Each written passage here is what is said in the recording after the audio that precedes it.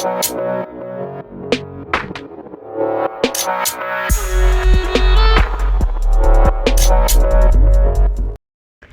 guys and welcome to the channel. Bibarul here, and today's video I'm coming to you with what I believe to be the best power build in the game right now. Not for a specific class, it is the best overall.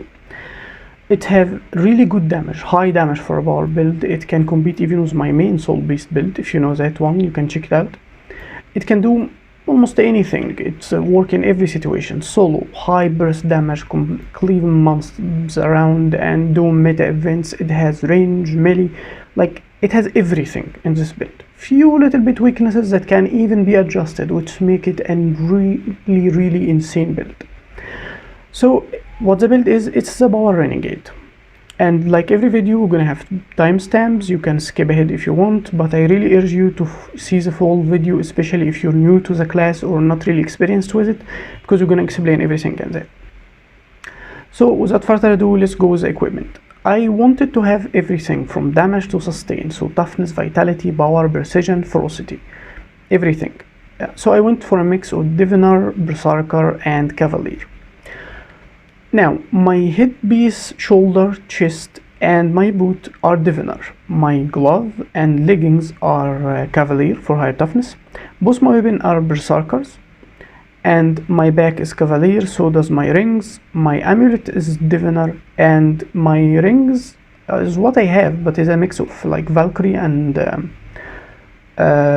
berserker. It's power, precision, vitality, and ferocity in both, but different numbers. I can't remember the name of this one. Anyway, my rune is rune of earth, which gonna be explained why in the build, but it works perfectly, really good, and how the synergy with the build, how it going. It gives me toughness, protection, duration, and in all incoming heal effectiveness up to 10%. Every 60 seconds it gives me a magnetic aura which reflects projectiles and give me protection. And the protection adjusted for the higher duration, of course.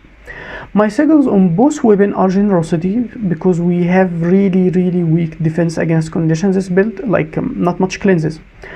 The other one is up to you. I use Sigil of the Night because it's cheap and give me higher damage and really high damage if it's nighttime. And on my swords, I use Bloodlust in the other one. You can follow the same build, and you can follow use here Sigil of Force if you want the higher 5% all the time. But I would suggest, if you have the crafting for cleansing sigil, to use both weapon with cleansing sigil. You're gonna be really tanky against condition. I don't have the crafting for it, so I ended up not using it anyway. But I would suggest you use cleansing. But it's up to you. You can use anything if you want. Now for the traits.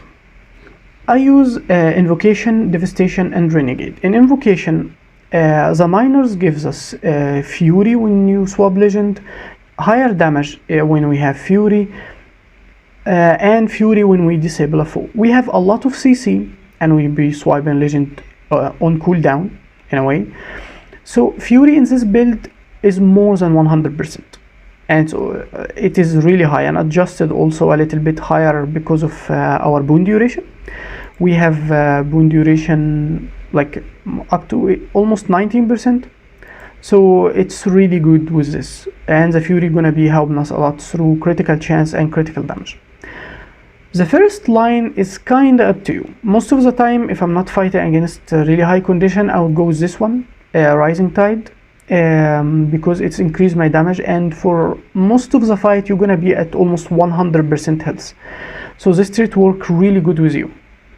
But as I said, we need some condition cleansing, so when you're in areas that actually can do condition, I'm going with cleansing channel. So every time I swap legend, it will cleanse one condition from me. The other traits you cannot change. We use Rapid Flow, which gives us a little bit of heal. Every 5 seconds we will be healing through using normal skills, any skills that use energy. So not auto attack, but any other skill we have. Not auto attack or switching weapon, of course, or switching legend, only through using skills. We'll be getting swiftness and we'll be healing. So this skill is the source of our movement speed. We get 6 seconds of swiftness because of boon duration, not 5, every 5 seconds. So you cannot change this, or your character will be slow and annoying, and let's say I just don't like it. If you're not moving for some reason, okay, you can change it to another thing. But both of the other traits, like this one gives you a little bit of might, but you can go up to 25 anyway in the build, as you're gonna see. So I don't change this trait. And this one is one of how the sustain work, how a lot of the things in the build work. You need the higher energy. So every time you switch legends, you're gonna be in your rotation, you're gonna mean for it to happen that you will be lower than 10% or energy. So when you switch weapon legend, sorry, you're not resetted to 50, you're actually going to 75 immediately, and that will help you spam more skills and will get you way better rotation, as you're gonna see in the rotation section. In probably meta builds and stuff, people would suggest using something like this, rolling mist, but we already have almost 100%, like most of the time, critical chance. This trait will not increase your DPS if your rotation is right. It will not give you any increase if you follow my gear and my build. It just almost doesn't work, okay? The other one is a little bit of boons and stuff, and we don't need it at all. It will not mean anything for us. We use dwarf and kala, so we're beginning barrier and putting like bleed and stuff, which completely irrelevant, of course. And this one will mean a lot to your sustain, so it means a lot of your healing and even the effectiveness of how you use skills. Like if you use this one, you will be on the same DPS, but you'll lose the ability to support other people or be more effective around you. For devastation, the traits minor, it gives you vulnerability on the start of the combat, and it gives you extra damage per weapon you have. So when you're in double swords, it's up to 10%. When you're in short bow, it's only 5%. And the last one, it increases your damage extra half for every stack of vulnerability. So vulnerability go up to 25. It's 25% increase. For you, it's 37. And the pretty much standard for probably Revenant in all PvE build, Battle Scar style. So we go with Battle Scarred and Thrill of Combat and Dance of Death. So how this work? It's actually, we get Battle Scars after using heal skills all the time while in combat, once every second, and also on vulnerability application. And Battle Scars heals us for a specific, it's siphon health and damage. And if our health is lower than 50%, it's go really insane. It heal for extra 100% because of this trait. So this one give us the Battle Scar when on healing skills, 5 stacks. And this one give us every second in combat, and this one give us on vulnerability application and increase the healing by 100% if our health is lower than 50%. So as you see the synergy here, we get Battle Scars probably for doing anything or even nothing. And that's what really good with this trait. So what gives us Battle Scars now? This skill spam vulnerability, and our auto attack give vulnerability. This skill give a lot of vulnerability. In the start of combat, we give vulnerability. And every vulnerability will count as a Battle Scar stack on you, the maximum count of 25. And whenever you hit, you use one of those stacks on every hit. So if you're using something like this skill with 5 hits, use 5 stacks. So you cause the damage listed and the healing listed to yourself on it, which makes this straight line insane sustainability. You can heal more than sometimes even dedicated healer. The amount of healing you can produce to yourself is just insane. And this is why we go for Renegade. The minor skills are Kala's fervor stuff, the heroic commands, all the things that you get for Renegade, and Fury on critical strike, an opponent lower than 50%, you gain Fury.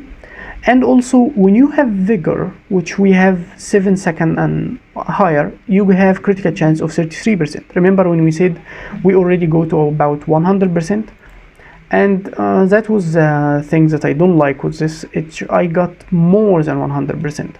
But there's a reason for that. I don't want to count on Vigor too much, because some mobs can rip boons or corrupted, like if you're playing instant stuff like this.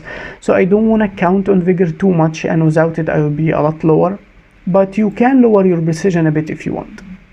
and increase something like your boon duration, but I would advise against it. It will not make that much difference. And now for the traits we take Ashes Demeanor, which every 3 seconds, every time we disable a foe, like applying Daze from this skill, like applying Taunt from the other stance, like knocking down, something like this, also CC, we get about 5 stacks of vulnerability, which mean also another battle scar, 5 stacks of battle scars. And I use all for one. Remember we used Rune of Earth, and that was one of the main reasons. If we are on Kala, every time we use any skill, as long as we stand in the perimeter of it, every one of our allies that affected or around us gets 6 seconds of protection now, so we can spam a lot of protection. And in this way, we lower the damage coming to us and have a lot of healing. So we heal and we doesn't even take all the damage that's coming to us. And on the other stance, we have the hammer that lowers the damage 20% and even a spike of another 50%. And that's why I use it. You could feel tempted since we use short bow to go something like a heart bracer for the piercing on short bow. But on short bow, honestly, you feel like it's not needed. It will only affect those 3 skills, and this one's AoE, this one's go through a lot of targets anyway. And you would have this skill in AoE, this one, the hammers if you're in melee, Kala with all its damage, and you're not gonna be always on short bow anyway. And the protection is really effective, so I advise to not change this. And honestly, it will render this rune pointless, except for the healing, so it's not worth it. And for most of the time, we don't even go for short bow, which you're gonna see in the rotation. But you can go for it, so that's why I suggest a cleansing for Sigil example. The last one is Lasting Legacy, which makes this skill reset cast fervors, increase the effect of it, and give us might. So now this skill is a source of a 25 stacks of might. You're not gonna be as effective in using 25 stacks of might all the time, because it gives you 40 plus second on a 10-second cooldown, and the maximum count is 15. So the second time you use it, you're gonna be only like on half time. We use Alacrity with it to get it more often, but you can lose some.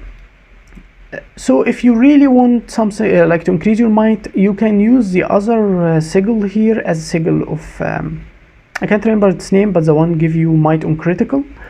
But I would not recommend it. Your damage is really high. For most of the time, you will have 25 stacks. If people support you, like you're doing meta event and stuff, they will be giving you 25 stacks of might like all the time. With the one you give yourself, it's gonna feel like a little bit of a waste. But it's honestly, the other sigil is up to you. Now, let's discuss the synergy of how this build works. So this build, as we said, have a lot of damage, a lot of healing and stuff like this. So let's start with explaining why our damage is so high in this build for a start. We have skills that actually cause insane damage. This skill can go up to like 15k or something. And even our skills can spam a lot of damage. We have access to might, fury, and a lot of boons. And the other weapon set also have insane damage. This skill, since it was changed, it started doing really high damage. Like the short bow here can out damage a long bow for ranger if it's not adjusted to something like second or stuff.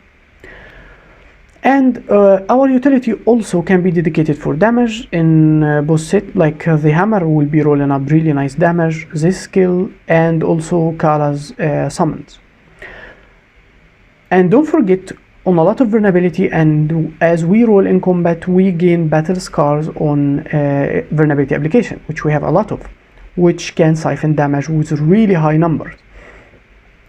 We'd be rolling extra more damage in everything we do. Now, where do our healing come from? We explained battle scars already, that we get it on vulnerability, in combat as the time goes by, and on healing skills, and it's siphon healing. But as you see here, this is one of the reasons why I use something like Rune of Earth, because Rune of Earth increase all healing by 10%. And as you see, he's supposed to heal for 298, but it healed me for 325 or 28, as you see in the video. So it's already increased in every time we do it, and we'd be hitting like 10, 20 in few seconds all the time. So the healings increased from that.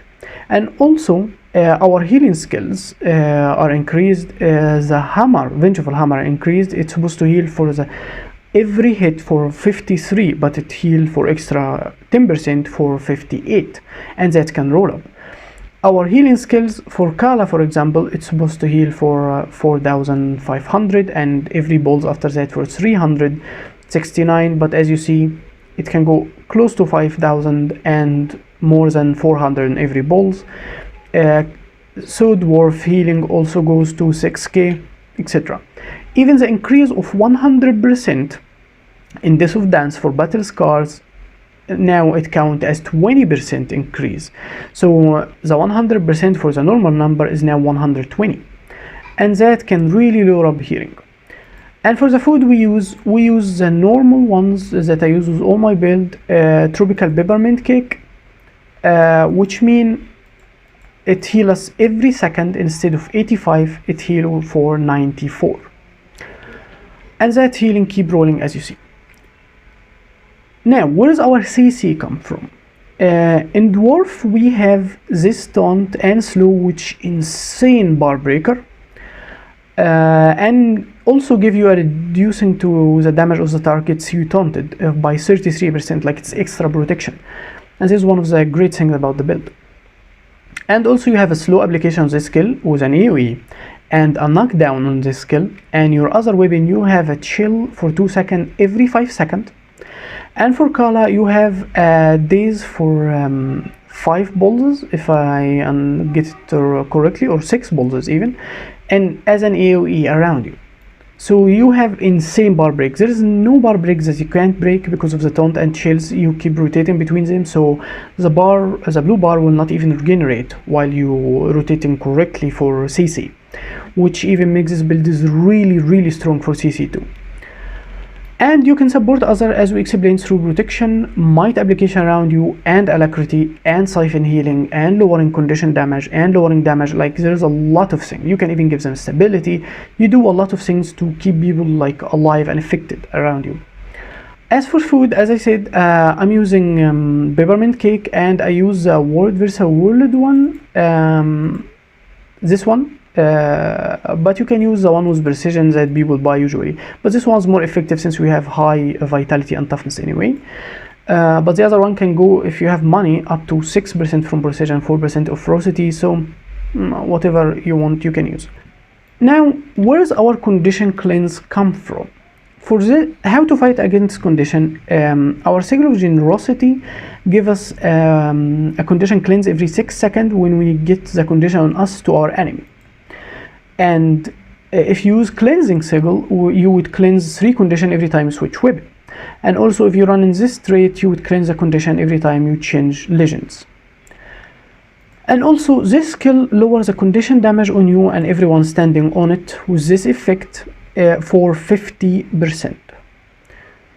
And if you're on the other legend, this skill would cleanse 5 condition, which is the only active condition cleanse beside legend swap if you run the trait, and weapon swap if you're running sigil of cleansing. And also vengeful hammers lower the condition damage you have for 20%. How we protect ourselves against power damage, we have, as you said, lowering damage to the taunted foes with 33%, lowering damage with the hammer by 20%, and we have spam protection on every skill we use in Kala, which give us a lot of protection or defense against power damage too. So this is it for the build discussion, but I want to show you how effective some of this can be. As you see here, I'm standing in a swarm of pocket raptor. I'm not even hitting them, and they can't even lower my health. This is how strong vengeful hammer can be. Don't underestimate the amount of healing choyo or damage, because the more monsters hit you, the more powerful it will be, and it's even unblockable, which will make it like really powerful and can make sure it will heal you and be effective.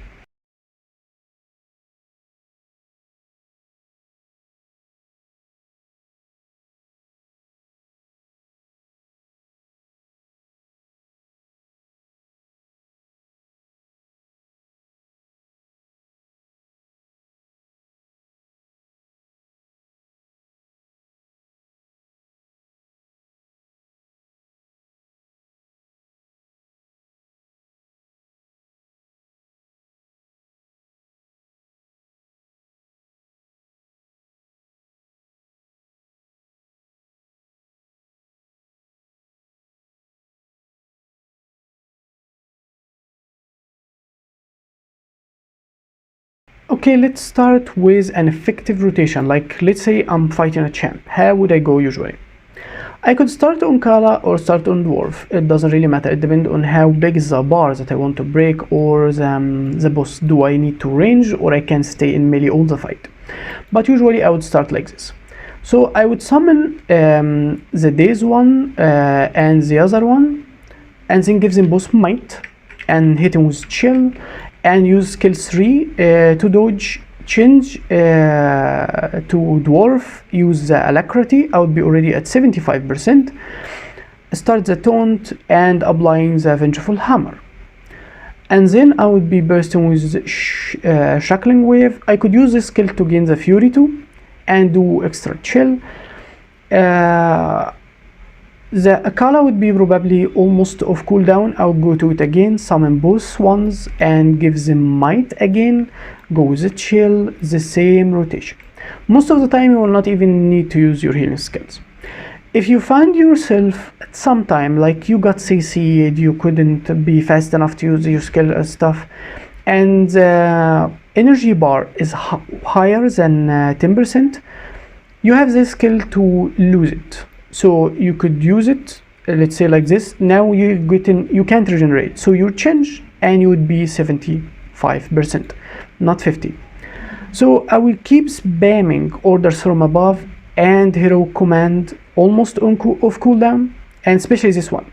But usually I would try to keep hero command until I'm in Kala, so I would give both my summons 15 stacks of might, but you don't need to think about it too much. And I try not to use shackling wave as a skill up, because it's gonna feel like a waste. You would already have the maximum battle scars from these skills. It will be rolling up like insane. So you would save the skills that spam a lot of vulnerability when your battle scars starting rolling off, if you get what I'm saying. So I don't use this skill if this skill up, okay? So it is a really simple rotation. Now if you have to switch for range, I would try to rotate for the same style for my legends. I use this skill like from far on the boss I'm hitting. I use the other, gives them this one, use skill 3 to CC with both of those, and switch, apply the taunt, go a little bit close using the hammer. Let's say I'm using this one, stopping the hammer and kiting a little bit, dodging. Usually I would save my dodges inside the dwarf, not for Kala, because Kala can give you insane sustainability, so most of the time you will not even need to use your dodges. And when Kala come off cooldown, which will be on vengeful hammer, to get our energy always lower than 10%, we would change and spam our those two again. So as you notice, we only use those two skills in Kala unless we need to heal. We only use if we get a lot of CC or something. You don't always have to use 75% energy, but it's way better. So I would use this skill too, extra protection, and already helping us with some siphon. And I would change legends, and in the other legend, this one I can probably use all skills, depends on situation, but I use vengeful hammer and this skill only those two again. If there is a lot of CC, I would also want the stability. If I have a lot of condition, now is the time to use your condition cleanse, which is this skill and will heal you too. If you got CC'd, you would stun break with this one if you have enough energy. But as I said, most of the easy fight you would be rolling those two skills, and in Kala those two skills.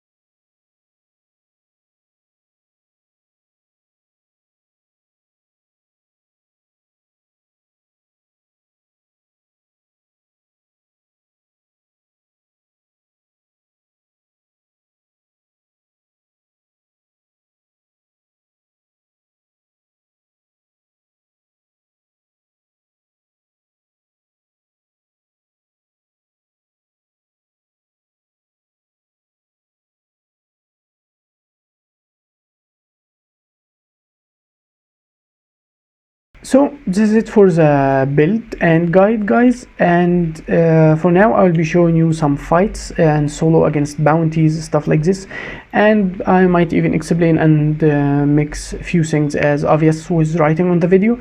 So enjoy, and I will be seeing you next time.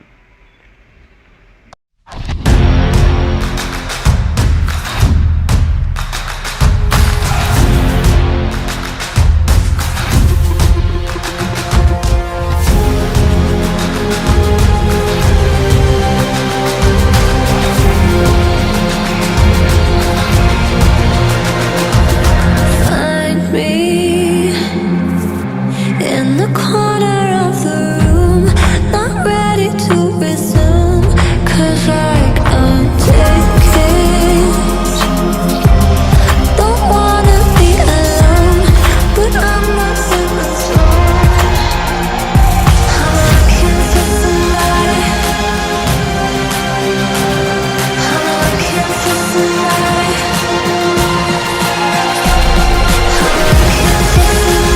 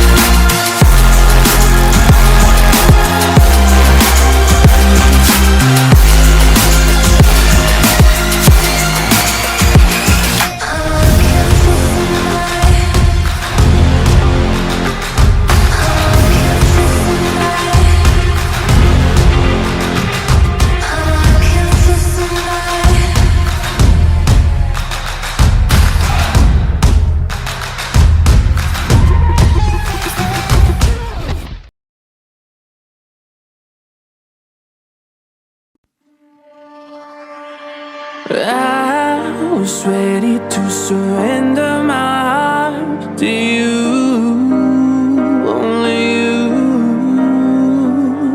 These lights all around me keep blinding my eyes from you and the truth.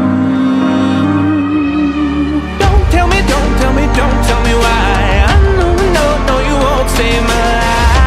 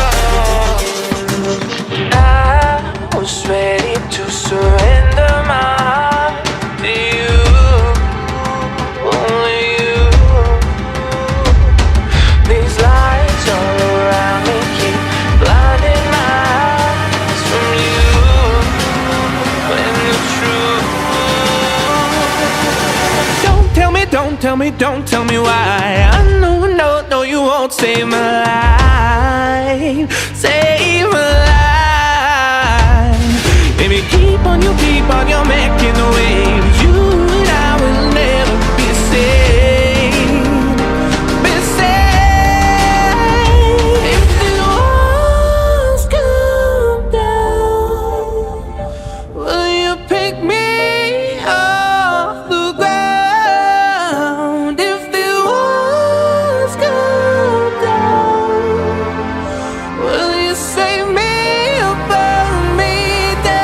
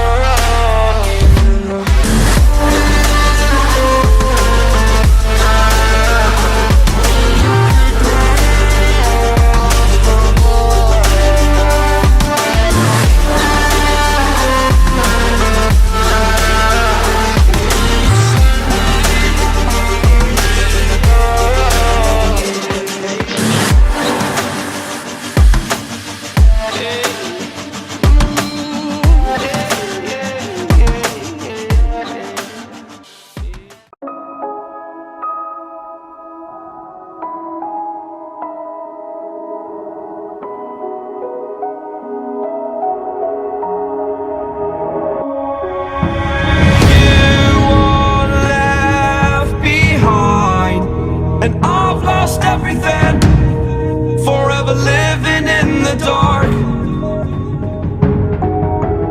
I feel so alive, still remembering what I want, but it ends with you.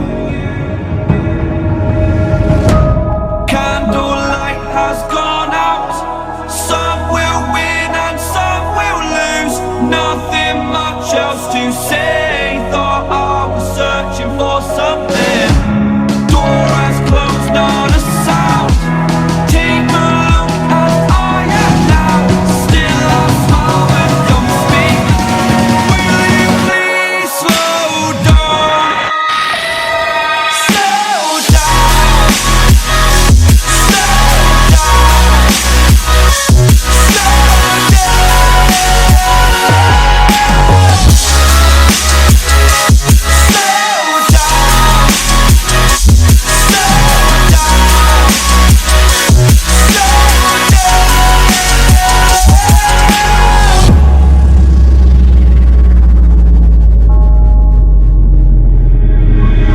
Unreal intertwined, and you're not listening.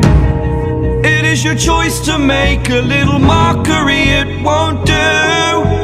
Further down the line, still surrendering, trying harder to forgive you. Candlelight has gone out, some will win and some will lose. Nothing much else to say, thought I was searching for something. Door has closed, not a sound.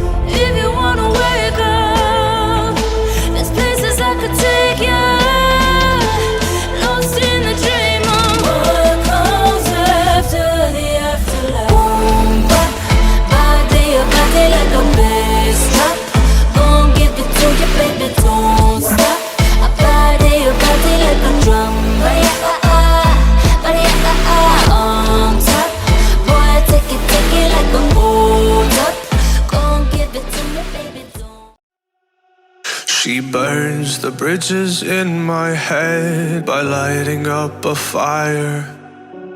Bury my old thoughts instead so you could feel the same. I lay alone with you inside my mind. We would dance the night away to the morning light. Can I give you all of my love till we dance the night away? Can I give you all of my love till we dance the night away? And we give you all my love, all my love, all my love. And we give you all my love, all my love, all my love. Yeah, yeah.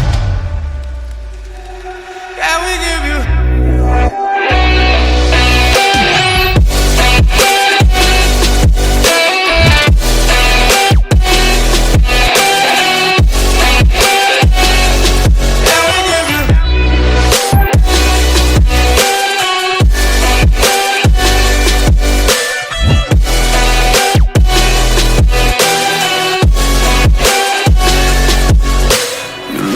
Good in the morning light, reflections in my mind.